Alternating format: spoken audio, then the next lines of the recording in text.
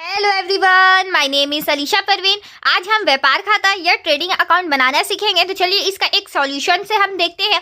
हमारा आज का क्वेश्चन है, निम्नलिखित शेषों से 31 मार्च 2022 को समाप्त होने वाले वर्ष का व्यापार खाता बनाना है, मतलब ट्रेडिंग अकाउंट बनाना है। जैसे कि मैंने पहले क्लास में व्यापार खाता में जनरल प्रविष्टियां हम कैसे करते हैं वो सारी चीजें क्लियर बता दिया था। अगर आपने नहीं देखा तो उसे देख सकते हैं जाकर, फिर ये क्वेश्चन ज्यादा अच्छे तरीके से समझ आएगा। तो देखिए हमारे यहाँ पे क्या क्या दिया है। प्रारंभिक रहतिया, ओपनिंग स्टॉक, क्रय, परचेस, विक्रय, सेल, क्रय वापसी, परचेस रिटर्न, विक्रय वापसी, मजदूरी, गाड़ी भाड़ा, कोयला शक्ति, चुंगी और अंतिम रहतिया। अब जैसे कि हमने जितने भी डेबिट बैलेंस होता है उसे हम क्या करते हैं, व्यापार खाते में ट्रांसफर करते हैं और बदले में वो क्या हो जाता है, क्रेडिट, और उसके बदले हो जाता है व्यापार खाता डेबिट। वैसे ही उसका जस्ट उल्टा जितने भी हमारे क्रेडिट बैलेंस होते हैं उसे व्यापार खाते में ट्रांसफर करते हैं तो वो हो जाता है डेबिट और बदले में व्यापार खाता हो जाता है क्रेडिट।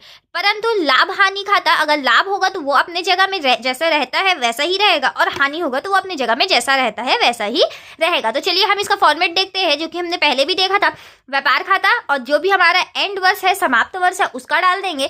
यहाँ पे 4 कॉलम रहता है, डेबिट साइड में विवरण राशि और क्रेडिट साइड में विवरण राशि। तो सबसे पहले हमने देखिए यहाँ पे हमारा क्या क्या है, प्रारंभिक रहतिया, क्रय, दोनों का डेबिट बैलेंस होता है। व्यापार खाता में जाके वो क्रेडिट हो जाएगा, बदले में व्यापार खाता हो गया डेबिट। तो यहाँ पे हमने प्रारंभिक रहतिया को, व्यापार खाता डेबिट हुआ, प्रारंभिक रहतिया खाता और क्रय खाता से, तो उससे हमने यहाँ पे लिख दिया प्रारंभिक रहतिया 10,000 और क्रय हमारा है 40,000। अब क्रय वापसी इसमें से घटेगा, परचेस रिटर्न घटेगा। अब वैसे ही हमारा मजदूरी, गाड़ी भाड़ा, कोयला शक्ति और चुंगी, ये सब ऐसे है जो खर्चे है उनका क्या है, डेबिट बैलेंस है। तो डेबिट बैलेंस है तो वो अगर व्यापार खाता में ट्रांसफर होगा तो व्यापार खाता डेबिट होगा और हमारी ये जो डेबिट बैलेंस है, प्रत्यक्ष व्यय है, डायरेक्ट एक्सपेंसेस है, वो हो जाएगा क्रेडिट। तो डेबिट साइड में आके हमने ये सबको कर दिया क्रेडिट और इसके अमाउंट हमने लिख दिए है। ठीक उसी प्रकार से अब इसमें देखिए विक्रय है तो हमारा क्या होता है, विक्रय का क्रेडिट बैलेंस होता है। तो अब हम व्यापार खाता में उसे ट्रांसफर करेंगे तो विक्रय हमारा जो क्रेडिट बैलेंस होता है वो हो जाएगा डेबिट और बदले में व्यापार खाता हो जाएगा क्रेडिट। तो हम यहाँ पे देखिए व्यापार खाता क्रेडिट हुआ है तो क्रेडिट साइड में आके विक्रय खाता को लिखे है 80,000।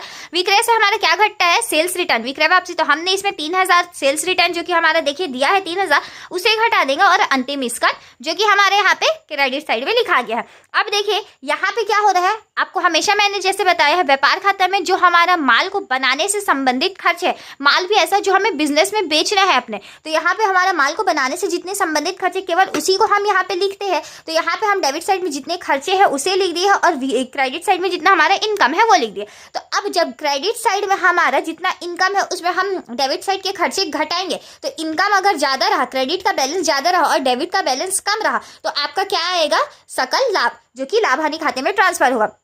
ठीक उसी प्रकार से अगर आपका डेबिट का बैलेंस जो कि खर्चा साइड है उसका बैलेंस अगर ज्यादा रहा और आपका क्रेडिट का बैलेंस जो कि इनकम साइड है उसका कम रहा, तो डेबिट का अगर ज्यादा